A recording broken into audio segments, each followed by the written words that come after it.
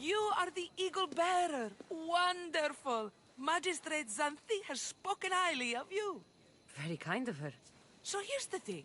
My children have promising futures, but they refuse to learn and study. They think they know better, but they can't recite a poem to save their lives. Where do I fit into this? They've heard of the Eagle Bearer and worship the ground you walk on. If you related an epic story to them, I'd bet they retain it and impress their tutors. It's an odd request, but I've been asked to do stranger things. I'll do it. My children are waiting inside the temple of the Dionysus Kolonatas for today's epic story. The subject is Perseus, which they should know well, but seem to forget all when questioned.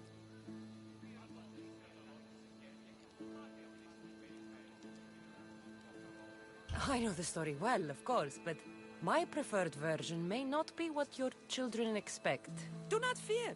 If you need a reminder, there are many relics related to Perseus in the hall adjacent to the temple of the Dionysus Kolonatas. Good to know.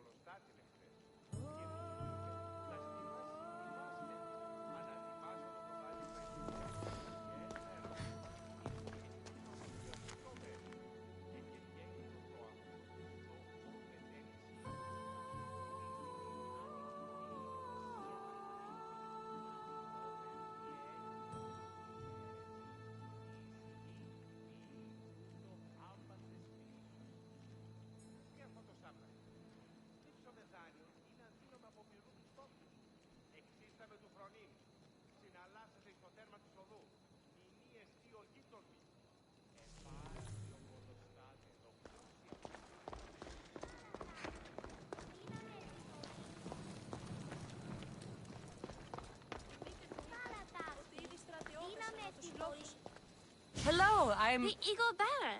We've heard all about you. Are you going to tell us a story today? Do we have to listen? We've heard it 100 times. Yes, that's me. And yes, I'm telling you a story.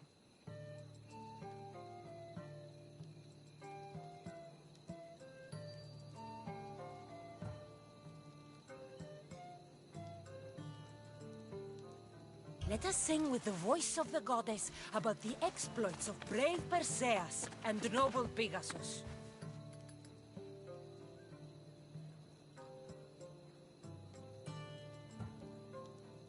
Acrisius, the king of Argos, was not a good man. He had one child, a daughter, Danae. Bitter that he had no son, he went to the oracle of Delphi and heard a prophecy that chilled him. Ooh, what was it? The oracle said Acrisius would be killed by his grandson. But Danae was unmarried and childless at the time. To protect himself, he locked Danae in a bronze room open only to the sky. Ooh! However, mighty Zeus saw the girl and fell in love with her. He transformed into a golden shower and seduced her. Danae gave birth to a son, Perseus. I knew it! King Acrisius couldn't kill the boy for fear of angering Zeus. So he put his daughter and grandson in a wooden crate and tossed them into the wild sea to be drowned. How horrid! Poor Perseus.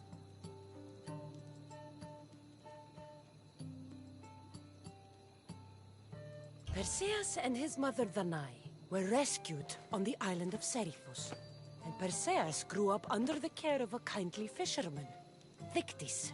Lucky them. Did the gods help? Maybe. Perseus learned to swim and ride and fight, and how to be good and just, even though his father was only a fisherman. I can do all those things too!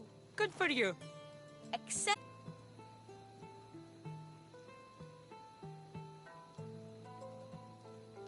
When Perseus grows up, he travels to Iope and falls in love at first sight with the beautiful princess Andromeda. However, Andromeda's mother boasts that her daughter is more beautiful than the goddess Thetis, offending her. Never say you are better than the gods. Thetis proclaims that Andromeda must be sacrificed to the gods, or else the whole city of Iope will be destroyed. I don't think that's right.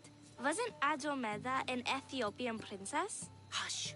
Perseus asks his grandmother Thala how to save his love. She turns into a manta ray and says to save Andromeda, he must bring back curly hair of gold, fit for the king of the mountains, who yet owns less than the humblest elot. I don't know that riddle. It's too hard! It was hard for Perseus too, but eventually he figured it out. How? He just did his all.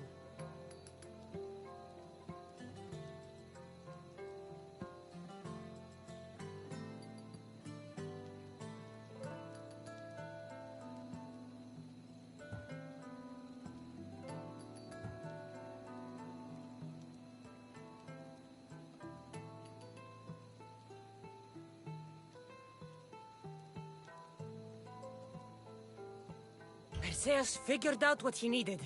The golden fleece of the winged ram, said to be guarded by a monster who could turn any to stone. Luckily, Perseus was blessed by the gods, and he was guided by Athena's golden-geared owl to the monster's lair. Athena's golden owl? That's dumb. Sounds cute. I want one. And armed with the vorpal sword from mighty Olethros, he faced the snake-necked, large-headed, shaggy-maned, stony-gazed Katovlepas! No! Huh? Perseus avoided the Katovlepas' killing gaze and snicked the sword, lopping off the creature's head. Ew! He grabbed the golden fleece and wrapped the Katovlepas' head in it, then flew back home astride winged Pegasus to save Andromeda, who was about to be eaten by the Kraken. He used the deadly head to turn the Kraken to stone. Wait, the what? What's a kraken? Like a giant squid? Don't you mean the sea monster Ketos? Pretty sure Homer said, release the Kraken, not release the Ketos. You just made that up.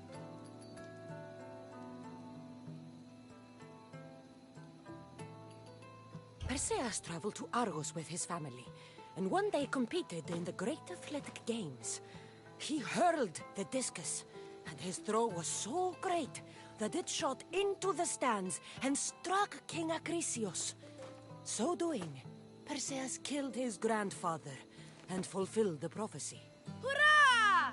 You can't escape your fate. In the end, Perseus and Andromeda settled in Mycenae as king and queen, and had 7 sons and 2 daughters, the Perseidae. Wow, that was so wrong and so boring. You are a sticky storyteller. And that story was poop! I am sorry for your audience, Evil Bearer. Though from what I heard, it did sound like you deviated somewhat from the traditional tale.